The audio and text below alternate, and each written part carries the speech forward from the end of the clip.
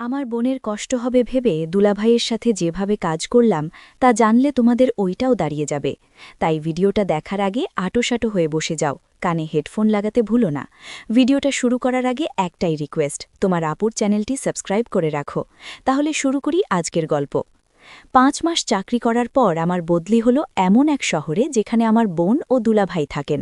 বদলির খবর শুনেই মনে এক ধরনের আনন্দ কাজ করছিল, কারণ অনেক দিন পর পরিবারের কাছাকাছি থাকতে পারব। সেখানে পৌঁছে প্রথম দিনই বোন আর দুলাভাইয়ের সঙ্গে দেখা হলো। বোন আমাকে দেখে খুব খুশি হয়েছিল, আর দুলাভাইও আগের মতোই আন্তরিক ব্যবহার করলেন।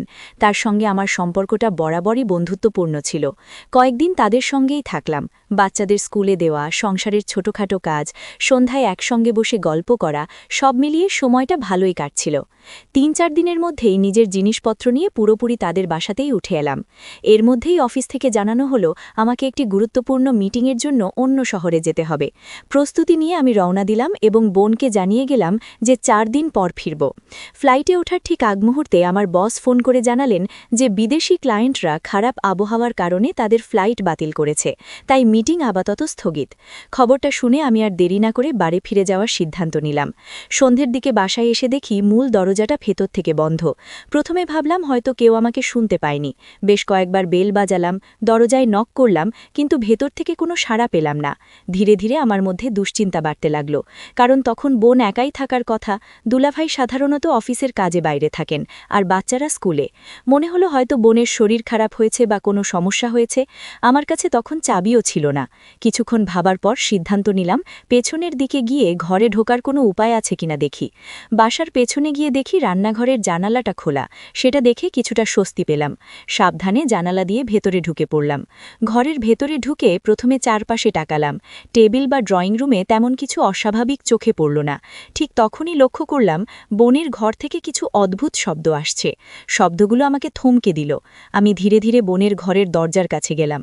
দরজাটা পুরোপুরি বন্ধ ছিল না, সামান্য ফাঁক ছিল। অজান্তেই আমি ভেতরে তাকিয়ে ফেললাম। যা দেখলাম তা দেখার মতো কিছু ছিল না। মুহূর্তের মধ্যেই বুঝে গেলাম আমি এখানে থাকা উচিত নয়। শরীরের ভেতর দিয়ে একটা অস্বস্তিকর শিহরণ বয়ে গেল। মাথায় শুধু একটাই কথা ঘুরছিল, যদি তারা বুঝতে পারে আমি এভাবে ঘরে ঢুকে পড়েছি তাহলে তারা ভীষণ লজ্জায় পড়বে। আমি আর ১ সেকেন্ডও সেখানে দাঁড়ালাম না। নিঃশব্দে সেখান থেকে সরে এলাম এবং ঘর থেকে বেরিয়ে গেলাম। সিদ্ধান্ত নিলাম কিছু সময় বাইরে কাটাবো, যাতে তারা নিশ্চিন্তে তাদের সময়টা কাটাতে পারে। কাছের যে কোনো একটা রেস্টুরেন্টে গিয়ে বসে পড়লাম। সেখানে বসে সময় কাটাতে কাটাতে মাথার ভেতর নানা চিন্তা ঘুরছিল, কিন্তু নিজেকে বোঝালাম যে কিছু না জানাই ভালো। প্রায় ২ থেকে ৩ ঘন্টা পর যখন মনে হলো এখন বাড়ি ফেরা ঠিক হবে, তখন রেস্টুরেন্ট থেকে বের হলাম। রেস্টুরেন্ট থেকে বেরিয়ে আমি ধীরে ধীরে বাসার দিকে রওনা দিলাম। মাথার ভেতর তখনও আগের দৃশ্যগুলো ঘুরপাক খাচ্ছিল, কিন্তু নিজেকে বোঝানোর চেষ্টা করছিলাম যে এসব নিয়ে বেশি ভাবা ঠিক নয়। বাসায় ফিরে এসে দেখি সবকিছু স্বাভাবিক। বোন স্বাভাবিকভাবেই কথা বলল, যেন কিছুই হয়নি। দুলাভাইও কিছুক্ষণ পর বাসায় ফিরলেন। রাতের খাবার একসঙ্গে খাওয়া হলো, কিন্তু আমার ভেতরে একটা অদ্ভুত অস্বস্তি কাজ করছিল। সেই রাতেই আমি নিজের রুমে গিয়ে চুপচাপ বসে রইলাম। পরের কয়েকদিন মোটামুটি স্বাভাবিকভাবেই কাটছিল, কিন্তু একদিন হঠাৎ অফিসের কাজে শহরের একটি নামকরা হোটেলে যেতে হলো। কাজ শেষ করে বেরোতে যাব, এমন সময় চোখে পড়ল বোন রিসেপশনের সামনে দাঁড়িয়ে আছে। তাকে সেখানে দেখে আমি ভীষণ অবাক হলাম। সে চারপাশে তাকিয়ে যেন কাউকে খুঁজছিল। আমাকে দেখেনি, কিংবা দেখেও দেখেনি এমন ভাব করছিল। কিছুক্ষণ পর সে ধীরে ধীরে লিফটের দিকে এগিয়ে গেল এবং একটি নির্দিষ্ট ফ্লোরে উঠে গেল। আমার কৌতূহল তখন আর দমন করতে পারলাম না। আমি নিচেই দাঁড়িয়ে অপেক্ষা করতে লাগলাম। প্রায় ২ ঘন্টা পর দেখি সেই ফ্লোর থেকে একজন অপরিচিত লোক বেরিয়ে আসছে। লোকটিকে আমি আগে কখনো দেখিনি। সে দ্রুত হোটেল থেকে বেরিয়ে গেল। কিছুক্ষণ পর বোনও বেরিয়ে এলো। তার মুখের ভাব দেখে মনে হচ্ছিল সে কিছুটা অস্থির। বাইরে এসে সে দাঁড়িয়ে রইল। তারপর একটি ট্যাক্সি এলো এবং সে তাতে উঠে পড়ল। আমার মাথার ভেতর তখন হাজারো প্রশ্ন। আমি আর দেরি না করে আরেকটি ট্যাক্সি ডেকে সেই গাড়িটাকে অনুসরণ করতে বললাম। মনে হচ্ছিল বোন বাসার দিকেই যাচ্ছে। ট্যাক্সি এগোতে লাগলো, আর আমি দূরত্ব বজায় রেখে পেছন পেছন যাচ্ছিলাম। কিছুক্ষণ পর বোনের ট্যাক্সি একটি হোটেলের সামনে গিয়ে থামল। আমার বুক ধক করে উঠল। আমি দূর থেকে দেখলাম সে হোটেলের ভেতরে ঢুকে একটি রুমের দিকে গেল। প্রায় ২ থেকে ৩ ঘন্টা পর সে আবার বেরিয়ে এলো, কিন্তু এবার সে একা ছিল না। তার সঙ্গে যে মানুষটিকে দেখলাম তাকে দেখে আমি পুরোপুরি হতভাগ হয়ে গেলাম। সে ছিল আমার বড় ভাই সুমন। আমি কিছুতেই বুঝতে পারছিলাম না বোন আর ভাই কেন একসঙ্গে হোটেলের রুমে থাকবে। তারা আলাদা আলাদা ট্যাক্সিতে উঠে চলে গেল। আমি সেখানে দাঁড়িয়ে নির্বাক হয়ে রইলাম। মাথার ভেতর তখন একের পর এক প্রশ্ন ঘুরছিল। বাসায় ফিরে আমি স্বাভাবিক থাকার চেষ্টা করলাম, কিন্তু সেটা সহজ ছিল না। বোনের আচরণ লক্ষ্য করতে শুরু করলাম। দেখলাম রাতে সবাই ঘুমিয়ে পড়ার পর সে প্রায়ই বারান্দায় গিয়ে কারো সঙ্গে ফোনে কথা বলে। তখন আমার সন্দেহ আরও গভীর হলো যে তার জীবনে অন্য কেউ আছে। একদিন সাহস করে আমি তাকে জিজ্ঞেস করলাম, সে এত মন খারাপ কেন? বোন কিছুক্ষণ চুপ করে থেকে বলল, বাসায় সারাদিন একা থাকতে থাকতে তার দম বন্ধ হয়ে আসে। আমি অফিসে, বাচ্চারা স্কুলে, আর দুলাভাই কাজ নিয়ে ব্যস্ত, তার জন্য কারও সময় নেই। সে বলল অন্তত একদিন ছুটি নিয়ে সবাই মিলে কোথাও ঘুরতে যেতে, অনেক দিন কোথাও যাওয়া হয়নি। তার কথায় আমি রাজি হলাম, কিন্তু মনের ভেতরের খচখচানি তখনও দূর হচ্ছিল না। কয়েকদিন পর একদিন অফিস থেকে একটু তাড়াতাড়ি ফিরে এলাম। দরজায় বেল বাজালাম, কিন্তু বোন দরজা খুলছিল না। তখনই আমার মনে হলো হয়তো সেই লোকটি আবার এসেছে। রাগে আমার মাথা গরম হয়ে গেল। আবার আগের মতোই রান্নাঘরের দিক দিয়ে ঘরে ঢুকলাম। ভেতরে ঢুকে দেখি ঘরের জিনিসপত্র এলোমেলো অবস্থায় পড়ে আছে। হঠাৎ বোনের চিৎকার শুনতে পেলাম। আমি দৌড়ে ঘরের ভেতরে ঢুকে দেখলাম সেই লোকটি বোনকে জোর করার চেষ্টা করছে। মুহূর্তের মধ্যে আমি কাছে থাকা একটি লাঠি দিয়ে তার মাথায় আঘাত করলাম। সে সঙ্গে সঙ্গে মাটিতে পড়ে অজ্ঞান হয়ে গেল। বোন দৌড়ে এসে আমাকে জড়িয়ে ধরে কাঁদতে লাগল। সে বলল আমি ঠিক সময়ে এসে তাকে বাঁচিয়েছি। আমি তাকে শান্ত করে জিজ্ঞেস করলাম লোকটি কে আর এখানে কি করছিল। বোন প্রথমে কিছু বলতে চাইছিল না, কিন্তু আমার চাপের মুখে সে কান্নায় ভেঙে পড়ল। সে বলল লোকটি প্রথমে চোর সেজে এসেছিল। তখন আমি তাকে বললাম তার অন্ধকার দিকগুলো আমার অজানা নয়, আমি হোটেলে তাকে এই লোকটির সঙ্গে দেখেছি।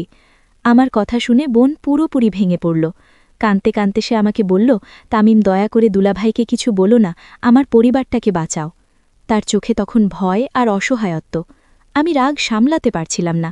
বললাম তুমি এতগুলো পুরুষের সঙ্গে জড়িয়ে নিজের সংসার নষ্ট করছো, তোমার লজ্জা হওয়া উচিত। আমার কথায় বোন আরও ভেঙে পড়ল। সে বলল সে ঠিকই বলেছি, তার বেঁচে থাকার কোনো অধিকার নেই। এই কথা বলেই সে আলমারির ভেতর থেকে একটি বন্দুক বের করল এবং নিজেকে শেষ করে দেওয়ার চেষ্টা করল। আমি মুহূর্তের মধ্যে তার হাত ধরে ফেললাম এবং বন্দুকটা কেড়ে নিলাম। ভয়ে আমার শরীর কেঁপে উঠছিল। আমি তাকে জড়িয়ে ধরে বললাম তুমি এমন কাজ করতে পারো না, শান্ত হও। অনেক কষ্টে সে নিজেকে সামলালো। আমি তাকে বললাম সব সত্যি খুলে বলো, আমি তোমাকে সাহায্য করব।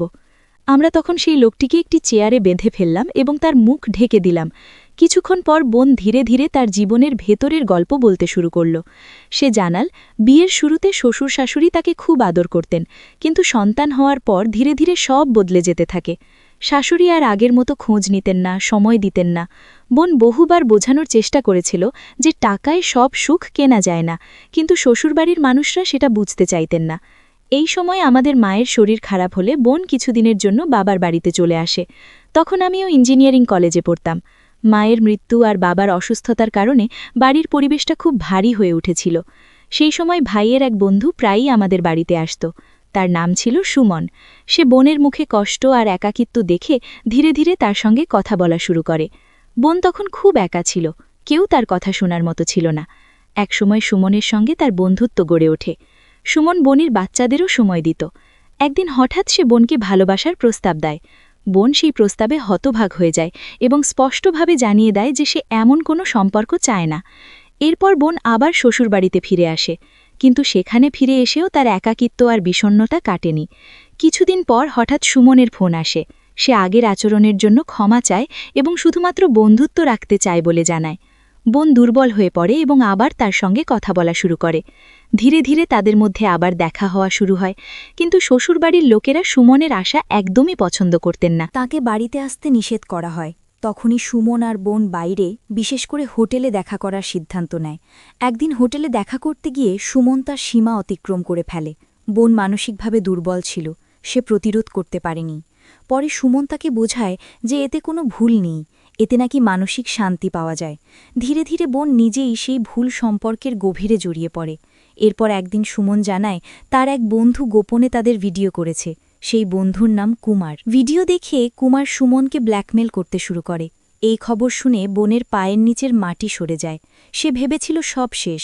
পরে কুমার শর্ত দেয় ভিডিও কাউকে দেখাবে না যদি বোন তার সঙ্গেও একই কাজ করে। বোন তখন অসহায় হয়ে পড়ে। সে ভেবেছিল একবার রাজি হলে সব শেষ হবে, কিন্তু বাস্তবে তা হয়নি। কুমার নিয়মিত ব্ল্যাকমেল করতে থাকে, টাকা দাবি করে, এমনকি বাড়ির ঠিকানাও জেনে ফেলে। যে লোকটিকে আমি সেদিন মারধর করেছিলাম সে ছিল সেই কুমার। বোন কাঁদতে কাঁদতে বলল সে ফাঁদে আটকে গিয়েছিল, বের হওয়ার কোনো পথ দেখতে পাচ্ছিল না। বোন কাঁদতে কাঁদতে বলছিল সে বুঝতেই পারেনি কখন তার জীবনটা এমন অন্ধকার পথে চলে গেছে। একটার পর একটা ভুল সিদ্ধান্ত তাকে এমন জায়গায় এনে দাঁড় করিয়েছে যেখান থেকে আর ফিরে যাওয়ার রাস্তা সে দেখতে পাচ্ছিল না। সে বলল কুমার শুধু টাকা নয়, তার শরীর আর সম্মান সবকিছুর ওপর অধিকার দাবি করতে শুরু করেছিল। ভয় দেখাত যদি কথা না শোনে তাহলে সব ভিডিও দুলাভাই, শ্বশুরবাড়ি, এমনকি পুরো সমাজের সামনে ছড়িয়ে দেবে। সে প্রতিদিন আতঙ্ক নিয়ে বাঁচছিল, কারো সঙ্গে কিছু শেয়ার করার সাহস তার ছিল না।